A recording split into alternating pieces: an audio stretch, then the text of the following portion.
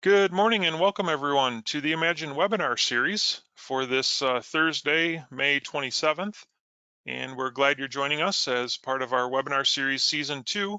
And today we have Ashley Hitt from Connected Nation presenting on Connected Nation for Michigan, Broadband Mapping Advocacy to Increase Citizen Engagement. I want to thank Ashley for presenting today. I do want to start with a few items of just kind of some housekeeping and informational items. First off, we always appreciate our sponsors that are helping us pay the bills, if you will. And so we've added a new sponsor this past week, Hubble, Roth, and Clark, but also sponsoring us are Giffords Webster, BSNA Software, and Fishbeck Engineers and Consultants. So again, make sure to check the websites of our various sponsor organizations. They really help us out as IMAGIN to be able to host these events and to have the organization that we have. So please check out our sponsors. A few upcoming events. The month of June will look a little bit different for us. We've been doing these webinars every 2 weeks. We're gonna have a little bit longer break because we've got some other meetings in between. So on Tuesday, June 8th, we're gonna have the IMAGIN Annual Awards and General Membership Meeting. And that'll be from 1 to 2:30 online. We'll be getting information out next week with all the registration information and the meeting links and things like that. We'll have our annual awards presented virtually again this year, just because we're not able to meet quite yet, but thankfully we're going to be meeting again soon. So make sure to join us for our annual awards and membership meeting. And then on our next webinar will be on June 24th on Thursday, and that's going to be assessing dashboards with Trevor Floyd of St. Clair County. He's put together some pretty amazing scripting processes to pull data from BSNA, assessing and put it into the GIS and get some scripted dashboards put together. So make sure to join us for that. And then we have a Geo Roundtable on Tuesday, June 29th at 3:30. And we're going to start talking about redistricting and apportionment. I know the data is not available yet, but we've got to get our softwares ready and be ready for the minute that that data comes out, because it's going to be a quick rush with the late census data. So those are a couple of things coming up for the month of June. So make sure to stay in touch with us on our website and watch our e-news and our email information blasts that go out to register for those things. Housekeeping wise, send your questions through the chat box. Presenter will answer as many as possible at the end, and she may take a break during the middle. We'll just follow her lead on how her presentation goes, and we'll try to get all of those answered. We are recording our webinar, so next week we'll get that posted along with the slide deck, and so you can come back and check that out. And again, watch our website for additional information.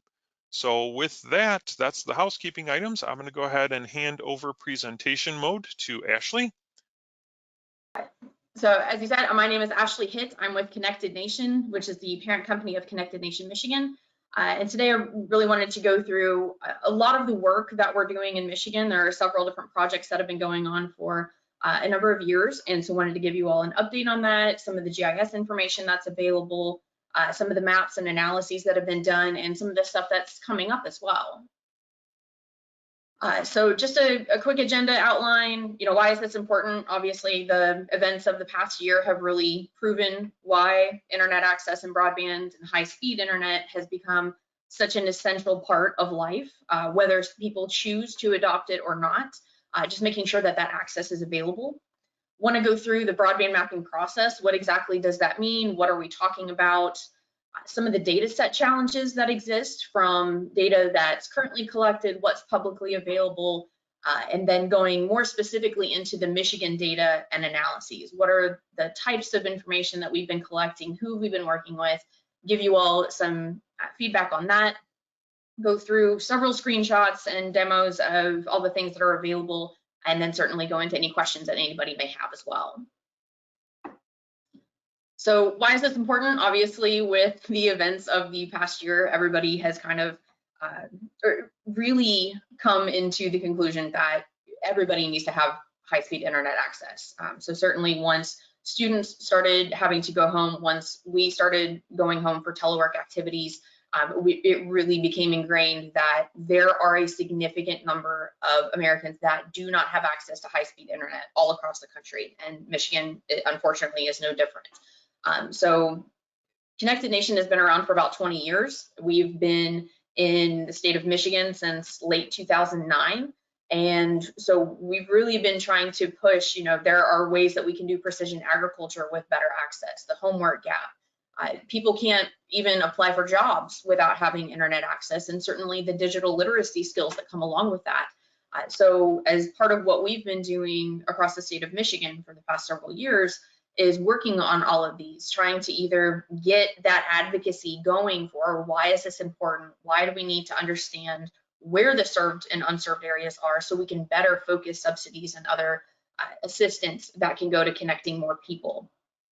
And so again, like I said, once we got to the pandemic and people started needing to go home, trying to do education and work and telehealth and government services and all of these other aspects from home on a poor or non-existent internet connection has certainly raised the stakes quite a bit over the past year. Having school districts come to us and say, we had no idea that half of our students didn't have high-speed internet at home. We can't do Zoom. We can't do remote learning or non-traditional learning.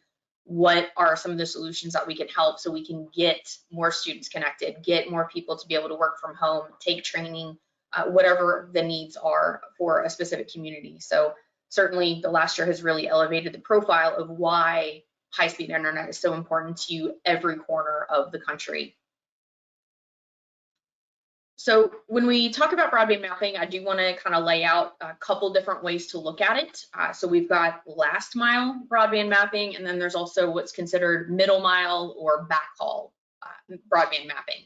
And so most of today's discussion is actually going to focus on the last mile broadband. Where is that connection into everybody's home?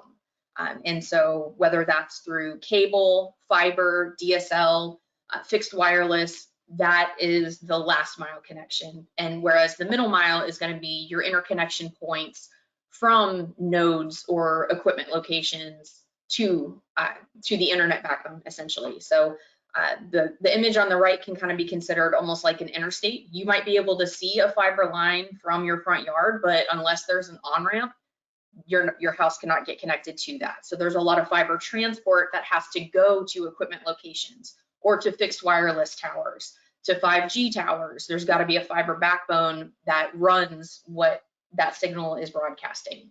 And so today's work will focus mainly on the last mile broadband part. Where are people physically able to connect at their house? What service is there? What speeds are there? What technology is there? How many options do they have? And we'll go through several of those analyses that we've been able to put together. So in terms of data set challenges, there is a public data set available from the FCC. It's called the Form 477. And this is a data set that is based on broadband providers. They will submit data to the FCC twice a year. They are required to do so. Unfortunately, not all providers have been submitting information, and I'll review some of the other challenges here in a minute. But this data set, as far as a nationwide data set on where broadband is and is not available, this is the data set. So there is included the link on the page here, broadbandmap.fcc.gov. So currently, this is the data collection that is used across the country for several different aspects of planning broadband, trying to figure out where subsidies should go among many, many federal subsidy programs, whether that's from the FCC, the NTIA, which is under the Department of Commerce, USDA. They have a series of grants and loans that they are issuing out to providers in areas to get more people connected as well. But a lot of these are based on this data set right now. And so unfortunately, this current federal broadband data set is inadequate for local planning. And some of the reasons for that are, like I mentioned, not all providers are submitting the data as required.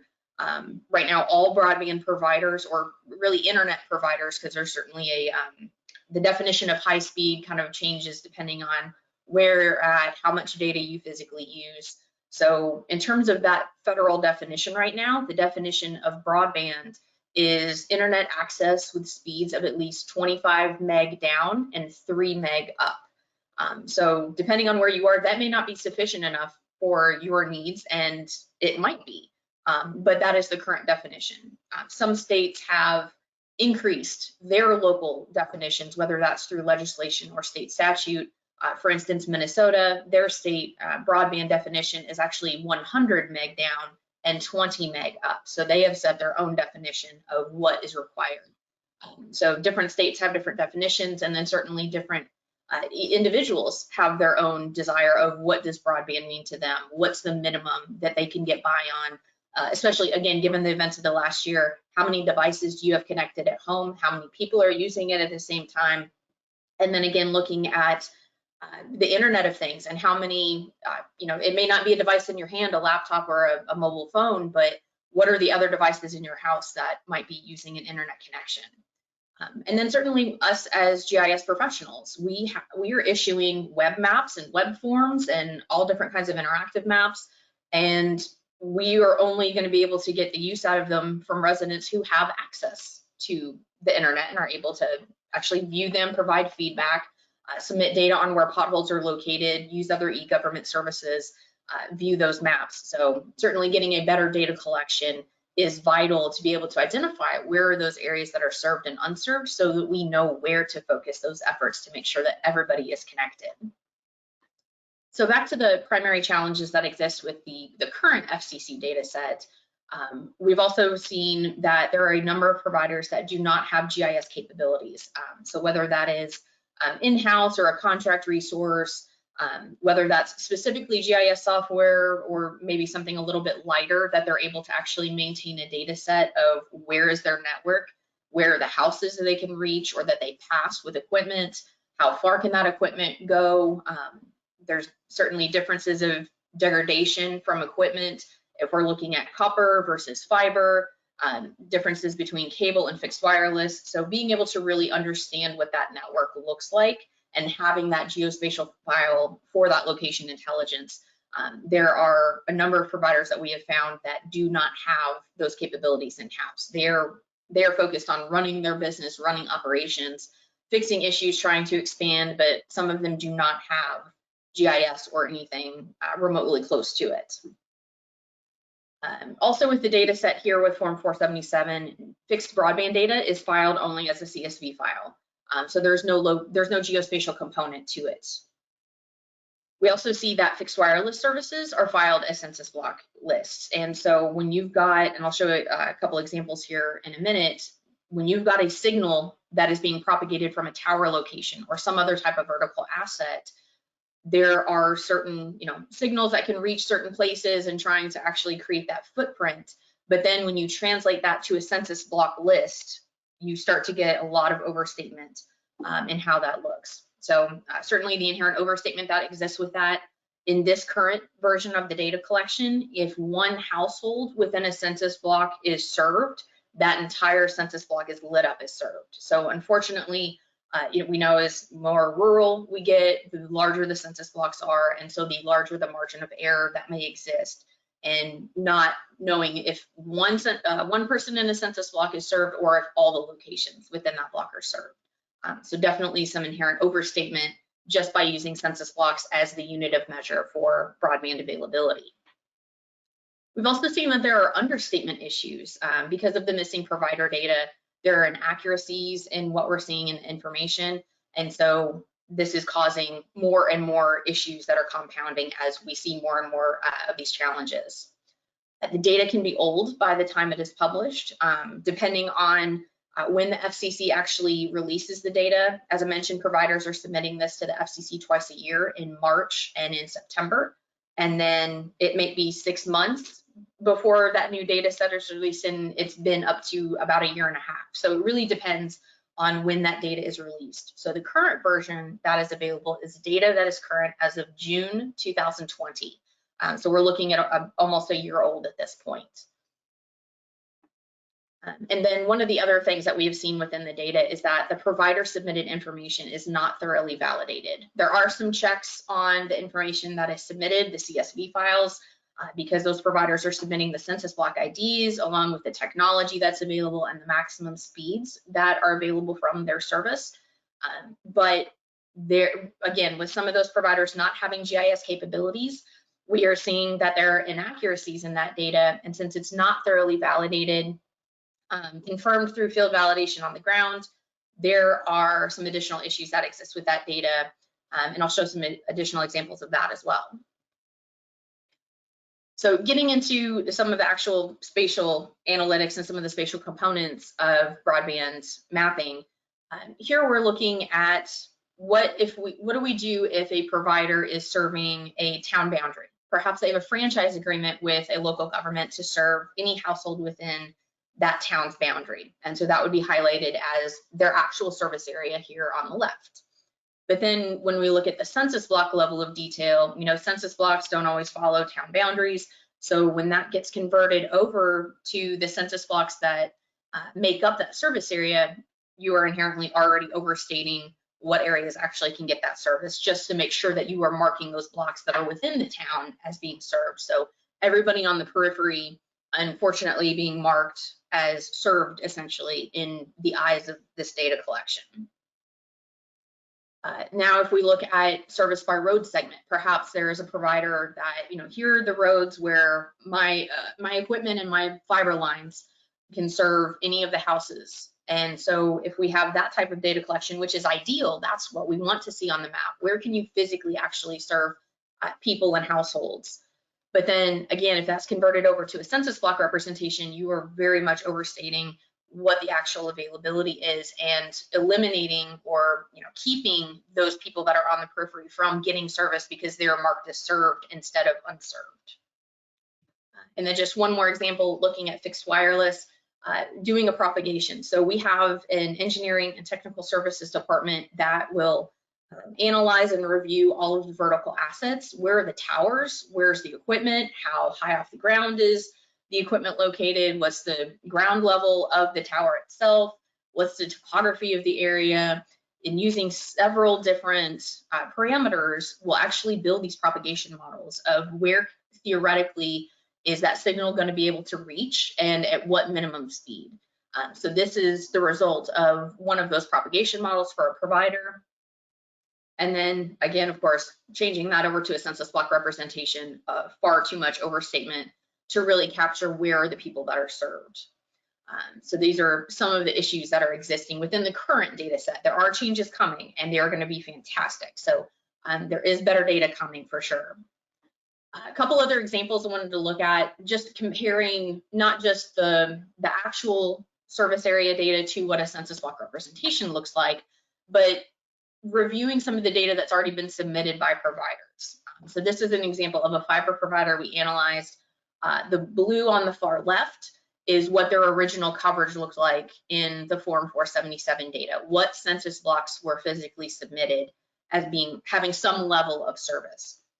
And then we worked with that provider to establish independently the file in the middle in green, where is your actual service area? If anybody within that boundary called up and said, I would like to connect to your service, they should be able to. What does that boundary look like? So we worked with the provider to create this representation. And then the image on the right in blue is what should their 477 coverage have looked like based on the more accurate detailed service area in the middle. So comparing the far left to the far right, we can see there's overstatement and understatement. There are blocks that are missing that should have been submitted, and there are blocks that were submitted that should not have been. So these are some of the errors that we're seeing in the 477 data that need to be addressed so that people have a better idea of where people are truly served and unserved. And then just one more comparison. This one was very interesting. It's a fixed wireless provider, and the far left, those are just a handful of census blocks that were submitted. And so in talking to this provider, we found out that their billing software had a capability to export the census blocks where they have customers. And so that's what they had been filing. Unfortunately, this only represents current customer locations in census blocks instead of where they actually serve. And so we worked with them, created the propagation models of where their signal can theoretically reach for minimum speeds, and created that image in the middle in green, and then looked again on the right and said, here's what your 477 filing should have looked like to incorporate all the census blocks you have at least some level of service in.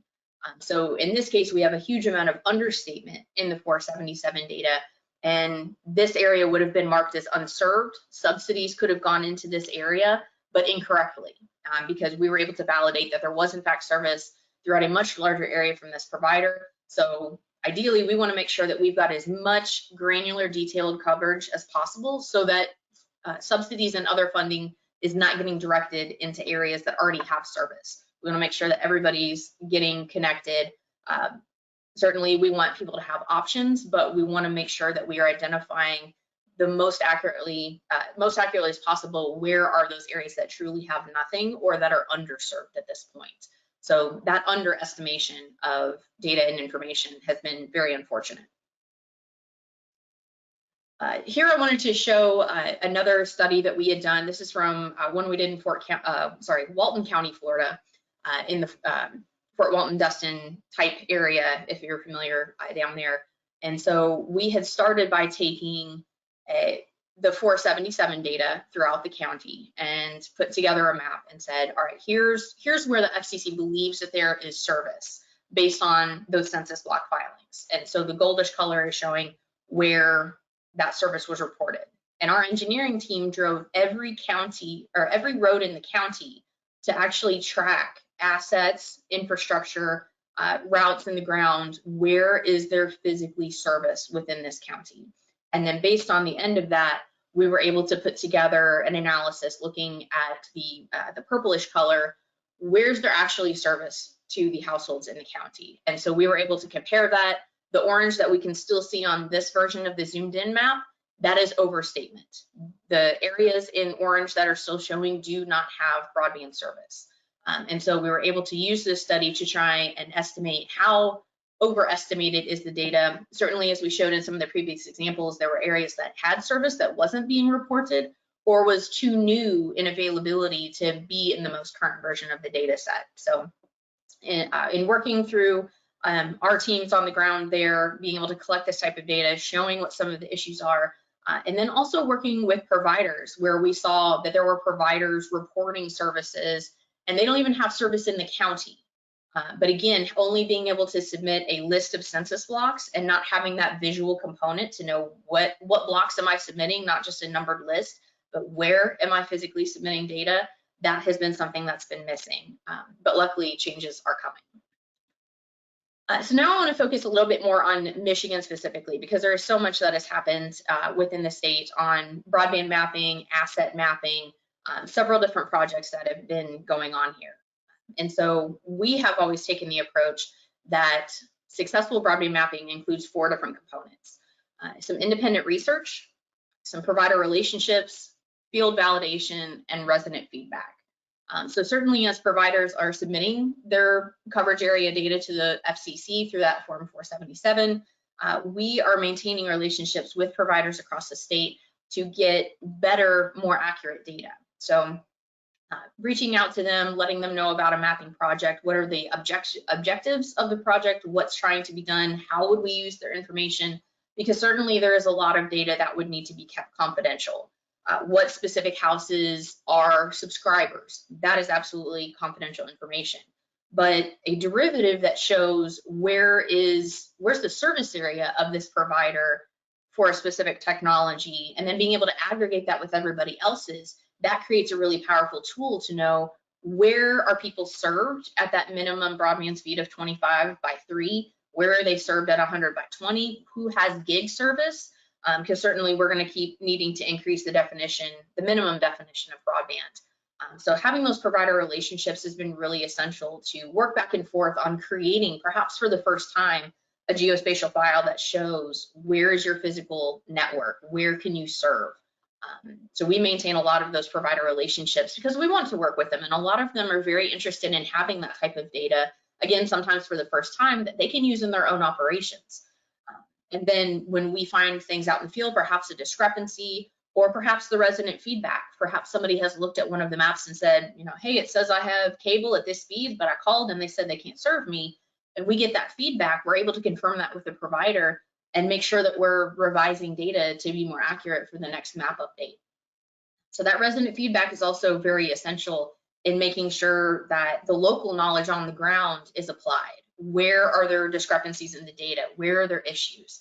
and then being able to follow up with providers and go, hey, this whole neighborhood is actually missing. You know, it's marked on your map as served, but we've confirmed it's physically not there, and then they're able to do something about that with that new information. So I mentioned the field validation component. So after we put together a series of maps for the state of Michigan, that has been for a period of several years, sometimes consecutive years in a row. Sometimes there's been a gap in the mapping applications, but being able to go out into the field and confirm the actual data and what does that look like on the ground. Is there a series of assets here? Is there equipment? Are there infrastructure routes that support a certain speed level? So really being able to confirm that. If we've got resident feedback in a clustered situation, we can go confirm that that situation is the way that people say it is, or is the provider data right? And there needs to be awareness to that community that they do have a provider available that they may not have heard of, maybe a smaller fixed wireless operation that can help them get connected and they've not been before. So being able to collect that resident feedback, working back and forth with providers, doing that field validation, and then also independent research. Where do certain providers have licenses to broadcast certain signals, and what are the strengths of those signals, so we can make our data collection better as well to understand where people are served, and obviously most importantly, where are they unserved, so that we can try to make a difference. So some examples of the Michigan data and analyses that we've put together so far. These maps currently, and I'll have a link to the website, these are based on September 2020 data. There will be another broadband mapping update in September of this year as well. So we're kind of in the middle of a data collection with the providers, doing some field validation, collecting information from residents on where there are inaccuracies in the map so we can make it better next time. But just a couple examples of we have PDF maps and interactive web apps available. So on the left is just a version of what we call the 25x3 broadband availability map. And so we do have a few different speed levels on there. So if you want to, certainly as you get higher in speed, there's less coverage available. And one of the most important things on this map on the left in green is that there are two shades of green showing. So there's a darker green where there are detailed granular service areas displayed, and the lighter green is where we may have had to rely on the Form 477 data, at least for now. And so wanting to be able to highlight that the lighter green, we have a little bit less confidence that every household within that area actually can get that level of service. And then as we're able to do more field validation, confirm the presence of different assets and infrastructure, we're able to revise that data so that the next time we have higher confidence in what that map is showing. And then on the right side, another analysis that we've done based on that data, what are the maximum available broadband speeds? So after we aggregate all of that data together, where is there at least a gig? Where's there at least 100 meg? Where's there at least 25? And being able to show the darker the color, the higher the speed that's available for that resident or for that even local community. Zooming in a little bit, in addition to the statewide PDF maps, we've also got some county level PDFs that will show availability. Same maps as the previous page, just zoomed in a little bit further. So again, you can start to see the difference in the dark green and the lighter green. Lighter green has less confidence that every house can get service, and there needs to be further investigation, additional feedback, additional work with the provider. And then on the right, showing what's the maximum speed available. So you might notice the map on the left, we've got some white or gray areas of people that are not served by that minimum speed. And then on the right, you'll see that those same areas are actually in a lighter green shade, and that is showing 10 by 1. So they're not completely unserved in some areas. They may have some level of internet access. It just may not be that minimum broadband speed. So we're trying to delineate that information as much as possible too. So we do have an interactive broadband map available. It's here at the bottom, connectednation.org/Michigan/interactive map. It'll also be included in the slides, and so you'll be able to hyperlink directly to it. So this is what's been updated. It was updated last September. It'll be updated this September as well. And you can see all the different data layers, all the different analysis that we've done, seeing different technology types. So being able to break down, show me just cable, show me just fiber, and what speeds that's available at, as well as a lot of these analyses that we've put together as well. So we do have a tool on here that will help you locate a provider. So if there's a resident in the state, they are trying to figure out what providers might be available at my location. They can type in their address, or that you can click a location on the map. Perhaps you're searching your local community, don't have a particular address in mind. You just want to click on the map and see who's available at this spot. That can be done. And so then there will be a list of the providers that are in the current data collection, what type of technology they're offering, and what are the maximum speeds available at that location. And then there is a button at the bottom that if that information is incorrect, if you have called those providers on behalf of your address and there is not service available, that can be reported to us. So I do realize that it is a little bit goofy for there to be a web app or a web form for people to tell us that they don't have internet access on a web form. But we have found that a lot of people that do not have home internet access, they might be going to a library or a community center, and they're able to address some of that at those locations. And I'll show the form here in a minute, but it is also available on a mobile device. So perhaps someone has a mobile connection that they're able to bring up a very light form and tell us, we do not have internet access, here is where we're located, so that we can collect that demand information as well, not just to refine the mapping data, but also to show here's where the demand is of people that don't have it and want it. A couple other things that are available on the interactive map. We do have, the basic boundary level information. We've got availability statistics. We also include a lot of the community anchor institutions like schools, libraries, healthcare facilities, so that people have been able to start comparing, show me this school district boundary, where's the school located, and where's their local residential internet access, because we start to see here are a lot of gaps. Where do a lot of the students live in that part of the district or the county that don't have service? Because those are the kids that are going to need the most assistance on, is it mobile hotspots, extending service, whatever that situation might be, being able to get a better understanding of where are those students that may not be able to do home education. And then here we're starting to look at the opposite. So we have been focused on where is broadband coverage, where are the various analyses, and then going, okay, let's look at the reverse. Where are the people that don't have internet access at certain speeds?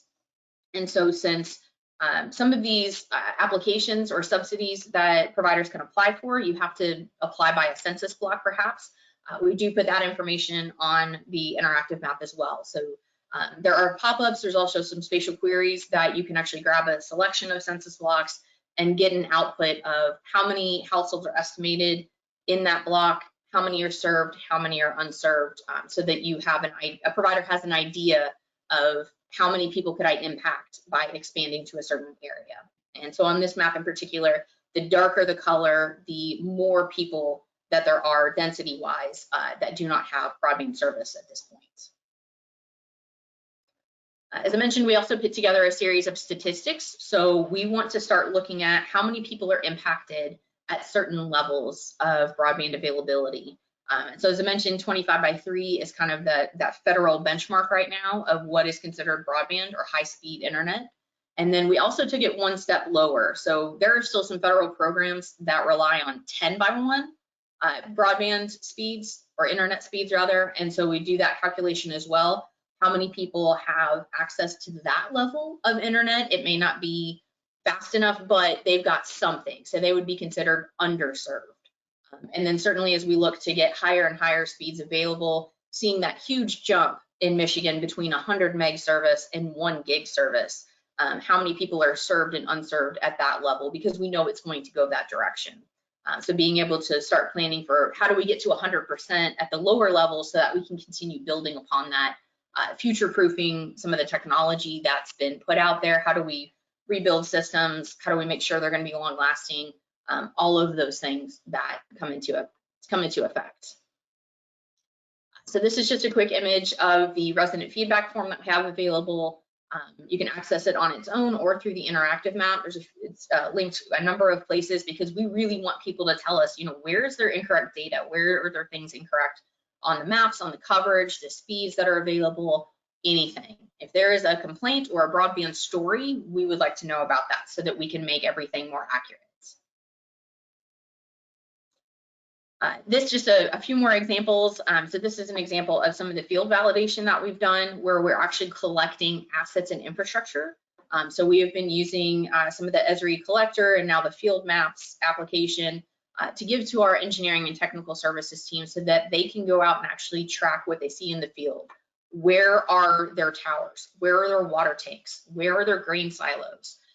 Where are their fiber cabinets and fiber nodes and fiber markers and all of these different types of telecom equipment that help us understand where there's availability.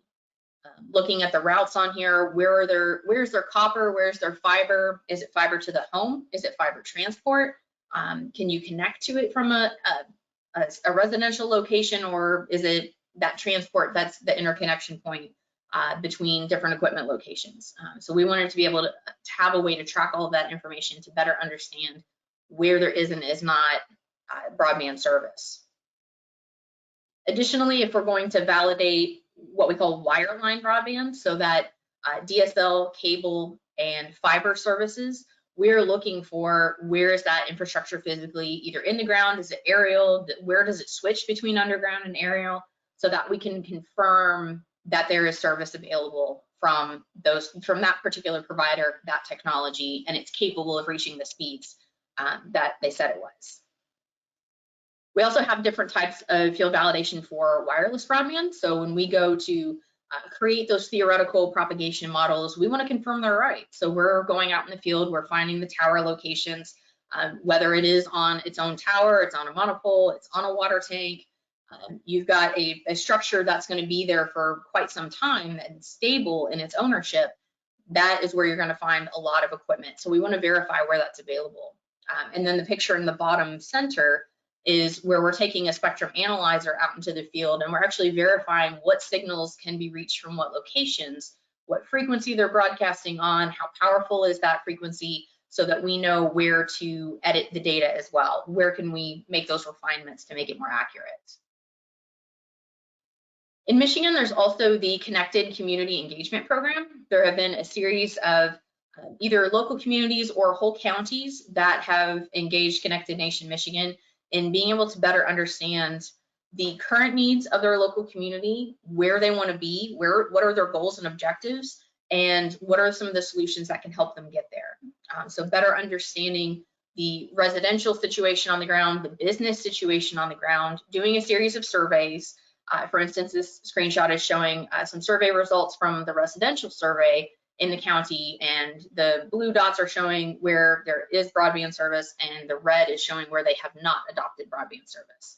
And so being able to compare that information, how businesses are using the internet, what are they lacking? Is their speed high enough for what they need for their customers and their operations?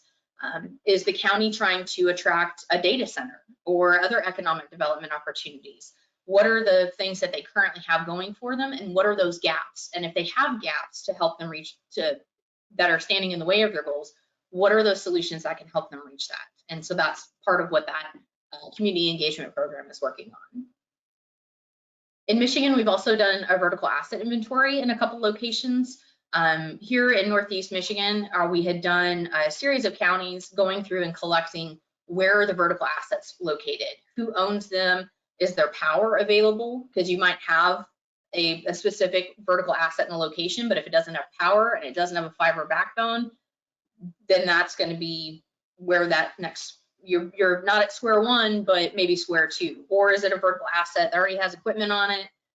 Does there need to be an environmental impact study done before more equipment is put on that tower? Or is there nothing available and something may have to be constructed? So these vertical asset inventories are helping to identify where are the gaps in residential broadband service, and where are some of these assets already in existence that could help get people connected faster. So there have been a few of those across Michigan as well. And then we've also got a Wi-Fi hotspot map going. Immediately when things started to shut down last March, the state had asked us to put together a Wi-Fi hotspot location map, knowing that there were a lot of kids across the state that did not have access to broadband. where were their hotspots available that they could go, even if it was just to sit in the car or sit in a parking lot, to be able to access that, to stay connected to school, to family, for telehealth. So we put that together. There's still data being incorporated. So if you have a hotspot available in your state agency or another location that is not on the map, there is a form that can be filled out to add that data, and it will be added to the map to show people where they can find that. And again, this is a light application, so it's available on a mobile device. So if somebody at least has a mobile connection and they're trying to find where they can go that's closest to them, that's a service that's available on here as well. So we've covered a lot of information and a lot of data, a lot of analyses for different projects. There is some data that is publicly available for download on the main Michigan interactive map that will show, where are different speeds available, at least according to the most recent data.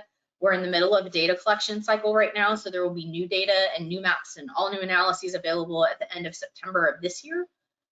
So a lot of information that's available, but thank you all so much for your time. I've got the main link here at the bottom, and certainly it'll be in the slide collection that is sent out later.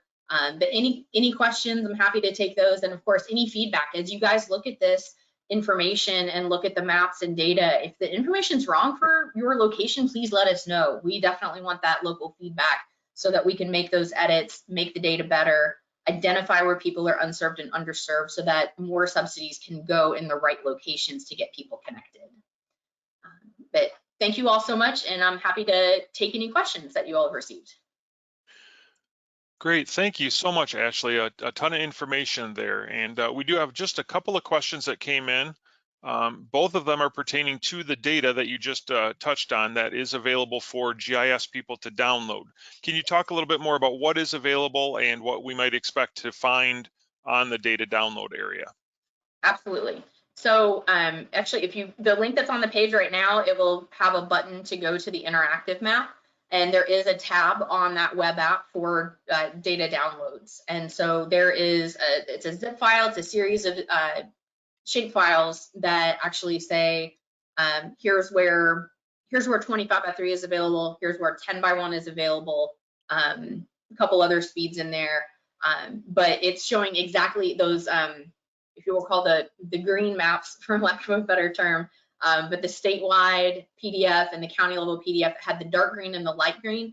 That's essentially the data layer that is available in those data sets. And so due to non-disclosure agreements and trying to protect confidential data, it is essentially just, it's that binary dark green, light green, is it detailed service or is it less data we have less confidence in?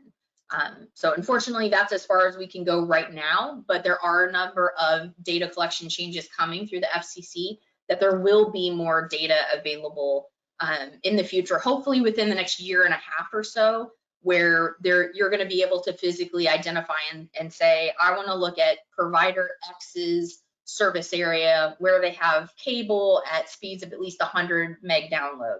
You'll be able to do all that at some point. So there is more detailed data coming that will be available for public release.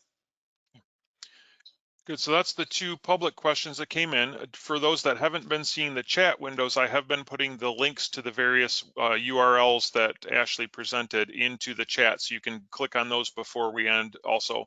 And then again, they'll be in our presentation slides once those get posted next week. Ashley, a question too. Most of us obviously are or a lot of us are municipal GIS employees. We work for cities, townships, counties, things like that. How can we as local GIS professionals help you in these efforts? Are there specific things that we can do to help in this effort to try to identify these areas of broadband coverage or lack thereof? Absolutely. I know I've actually received a couple emails with data and information from local agencies in Michigan where they've said, hey, we actually looked at a study that looked at just cable or looked at these particular speeds, and here's a map of what we found on the ground. So any information like that, any kind of awareness campaign of letting your locality and community know that these maps and these data exist, to let us know, where are their errors? Hey, I'm on this side of Highway 90 and I know the cable service stops right there. That type of detail, that really helps us, pinpoint exactly how the data should be altered so that when not just the federal subsidies that are available, but the state of Michigan has a grant program for broadband expansion called Connecting Michigan Communities, or CMIC. They have a grant program that is in the middle of round 2 right now that is using the data that we've put together to better identify where are those areas that are unserved so that providers can apply for grant funds to expand service and build out to those locations. So as the more accurate we can make the data, the more we can assure people or ensure that the right people are getting connected that truly have no service right now. So definitely, if you all have had any kind of feedback from people about the data being incorrect, so whether that's the data that we've published or if you have used the FCC data in-house before and being able to delineate where those issues are. And then again, that awareness of letting people know that they can provide feedback directly to us, show us, where your house is, especially in some more rural areas where we know geocoding is not exactly the best of finding where your house is, but being able to pinpoint on a map, hey, the map says I'm here, but I'm actually 500 feet over on this direction. Providing that level of detail. Hey, I called this provider and they can't reach me. I'm a quarter mile short. They said it would cost $60,000 to put the fiber line to my house from where it currently exists. Any type of information like that is definitely something that we can use to make the maps more accurate and help connect people. Wonderful. Well, again, a lot of great information. I don't see any other questions that came in. So I just want to say thank you, Ashley, for presenting today. A lot of great information. I know it's been a huge topic over the past year, going over almost a year and a half with the stay-at-home orders and school at home and things like that. So thank you so much for your efforts and your work to help us be able to communicate that message too as that comes about. So thank you for that. Thank you for having me. Absolutely. And with that, I'll take presentation back and just want to remind everyone that we do have the general membership and awards meeting on the 8th of June. And I just want to thank everyone for taking time out of their Thursday and joining us for this presentation today. We'll get everything posted up next week, and we hope you have a safe and happy Memorial holiday. Thank you all.